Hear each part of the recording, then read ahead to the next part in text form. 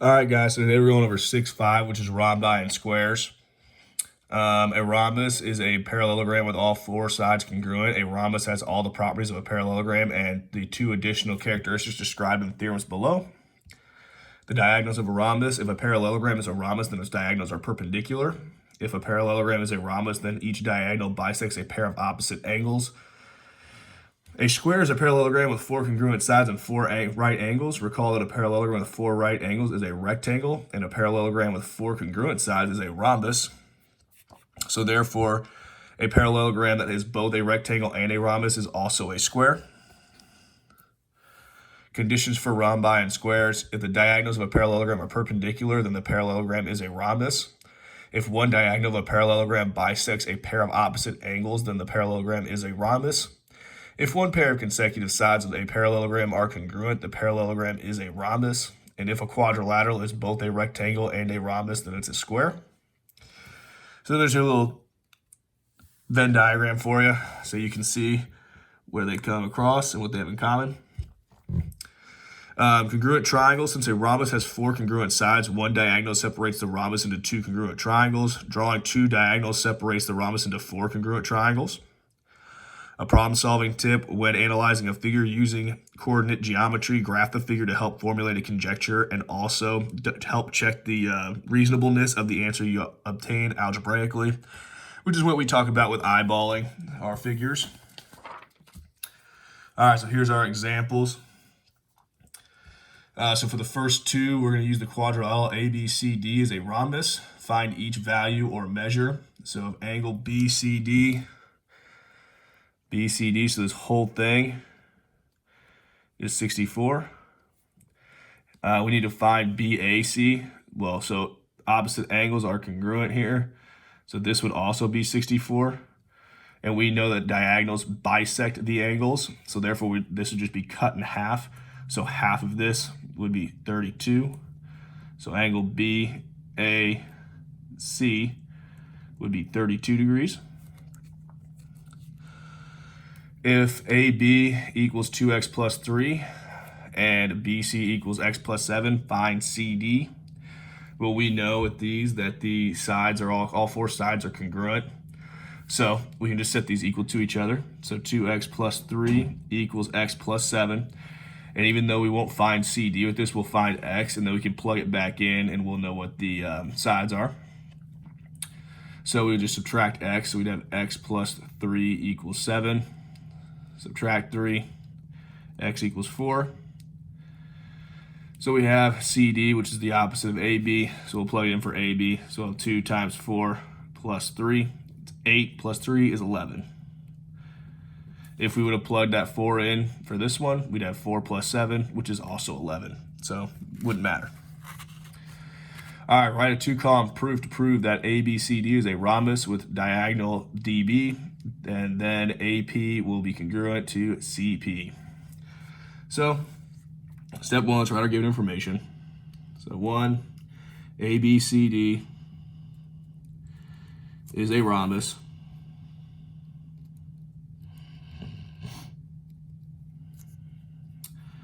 with a diagonal of DB, and that's given. Okay, so step 2, we could say that APB, that angle, and this angle are congruent, which is CBP, because of the definition of the diagonal will bisect it. So angle ABP is congruent to angle CBP, and that's the definition of a bisector.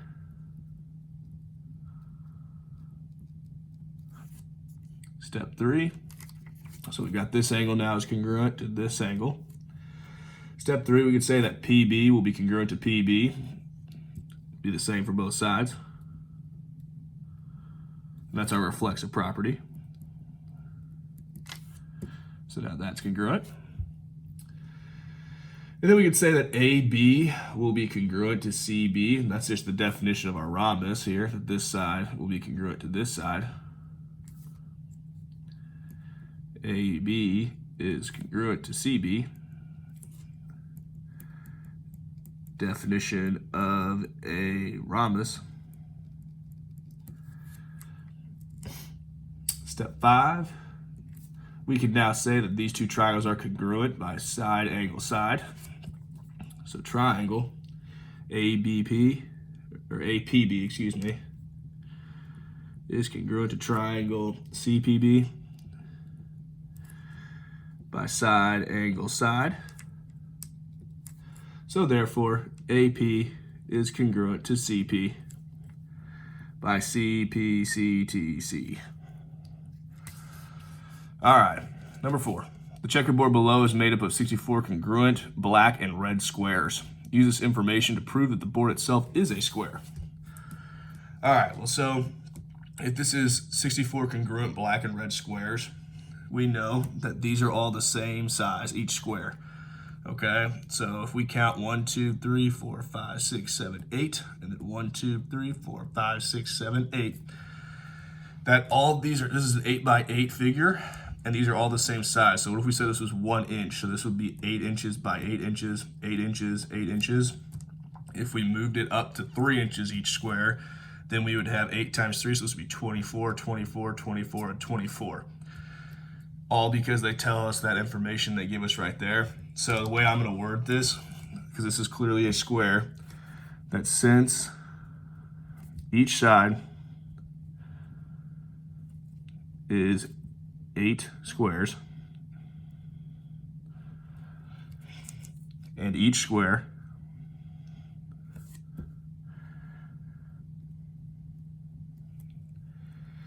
is congruent,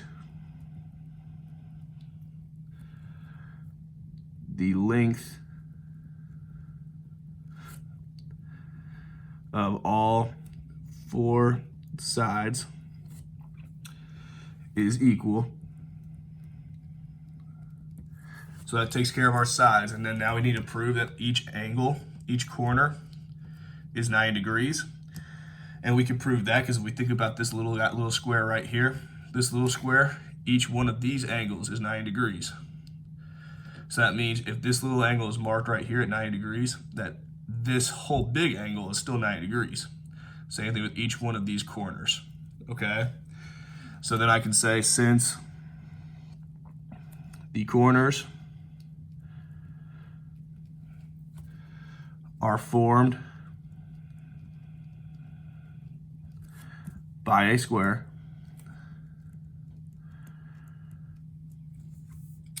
each vertex, which is the corner,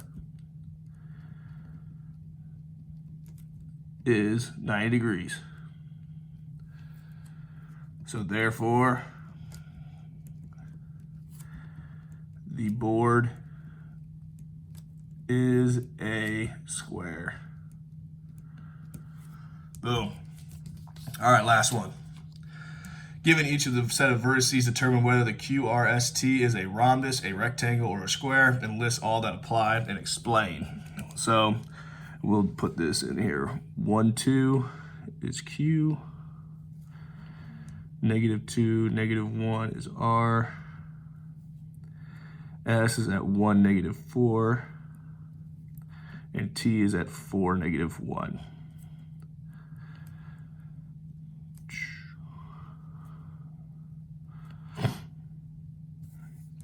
Okay, so what I did here to figure out if it was a rhombus, a rectangle, or a square, first thing I did was to see what if these angles are going to be 90 degrees here, okay? And by doing that, I just did the slope of each one. So like the slope of QS would be 1, 2, 3, 1, 2, 3. So it'd be 3 over 3, which is 1. And then for this one to be make a 90-degree angle, RS would have to be the opposite reciprocal, which is -1. They need to be perpendicular. So let me write this down. Slope of RS, ST, QT, and QR. Those are our 3 lines we're looking at. So RS would be at 1, 2, 3, 1, 2, 3. So -3 over 3, which is -1. So now let's do ST. It needs to be 1. 1, 2, 3. So +3, 1, 2, 3. 3 over 3 is +1. QT now needs to be -1. 1, 2, 3, 1, 2, 3. -1, -3, or negative, excuse me. We go 1, 2, 3, so 3 over back -3. So it'll be 3 over -3, which is -1. QR, we go back, or we go down 1, 2, 3, back 1, 2, 3. So that would be +1, because it'd be -3 over 3. And as we see, they're alternating here. So that means that these are all 90-degree angles. And so now I need to find the distance of each side and prove that they're all the same or the opposites are at least the same. And so I did the Pythagorean theorem. So I have 3, like I'm doing each triangle like this. Instead of doing the distance formula, I did the Pythagorean theorem. Each one is 3, so they're all congruent triangles. So I just need to do it one time. So 3 squared equals c squared. 9 plus 9 equals c squared. So that would be 18. So that's just the square root of 18 equals c. And every time I do it, it's 3. This is 3. This is 3. 3. So I know they're all congruent. So they're all going to be the same distance. This is all going to be the square root of 18. So this is going to be a rhombus, because this is a square. So therefore, it's also a rhombus, a rectangle, and a square. And that's all for 6.5.